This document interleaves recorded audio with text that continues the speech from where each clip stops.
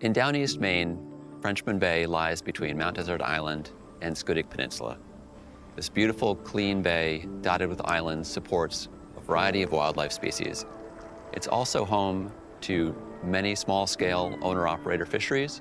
It also supports recreation and tourism. Hello, I'm Aaron Doherty, the Executive Director of Frenchman Bay Conservancy. We're your local nonprofit land trust from the Union River and Frenchman Bay watersheds east of the Hancock County line. In this series, we've partnered with individuals who make their living working on the bay. Like many special places in Maine, Frenchman Bay is both a source of beauty and provides many ways to make a living for its local residents. Well, an average day is that it's not average. As a harvester, looking at Frenchman's Bay, it's a fairly unique area because it's almost a completely enclosed estuary, which is really good for aquaculture and shellfish in general, which offers a wider opportunity for us harvesters. My name's Joe Porada. I'm a shellfish harvester and former chair of the Frenchman's Bay Regional Shellfish Committee. Tides rotate an hour every day, roughly, with the moon. Low tide this morning was like 8:30. So I would get up 3 hours before that low tide period to be at the flats 2.5 hours before. We'd, chit-chat with whoever's around, get the boat ready, and then you go out on the flats, trying to keep some distance away from other diggers. And then you take your catch, your harvest, back to shore. And after it's all washed and cleaned, and then you take it to market to sell. Because it's an enclosed space, the tide flows past the mouth of Frenchman's Bay and the mouth of Blue Hill Bay, so there's extreme unlikelihood of there being red tide closures, which is one of the reasons that we formed the Frenchman's Bay Regional Shellfish Committee, because when red tide came for the whole rest of the state, we remained open. We had diggers from Calais to Portland coming here. Yeah, figures.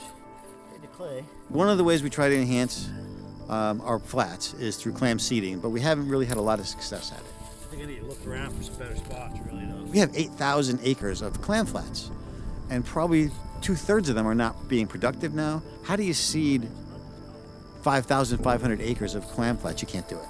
I mean, there's some here, but it's... So what we're trying to do is enhance the spawning of our clams. One of the things we're doing is putting out these spawning cages with the large clams prior to them spawning. If every flip was like that one, that'd be all set. We put roughly 2,000 clams out in 100 cages. The clams that are in these cages are intended to be taken out of the cages and planted in the mud.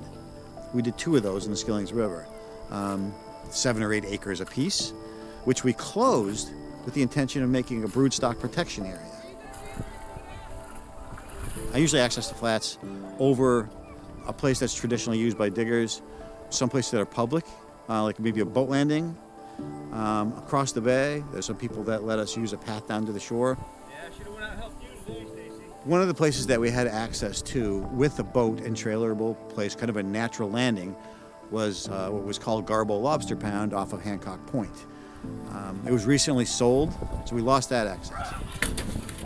When I think about access for all of us shellfish and resource harvesters on the coast of Maine, I think a good step for an organization like the Frenchman's Bay Conservancy would be to talk to the harvesters and learn all of the access points that there are now, and maybe somehow ensure that those accesses stay viable.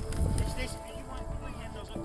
I've been digging clams now in this area beginning sometime in mid-1983. Probably the biggest thing I like about being a harvester is I set my own hours, and if you apply yourself to what's available, you can make a good living and have a great time and learn a lot and live in the environment and be part of it. Frenchman Bay Conservancy remains committed to supporting a healthy and vibrant Frenchman Bay.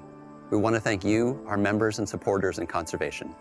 You make it possible to protect Frenchman Bay. We can't do this work without you. To learn more about this project, visit us at frenchmanbay.org.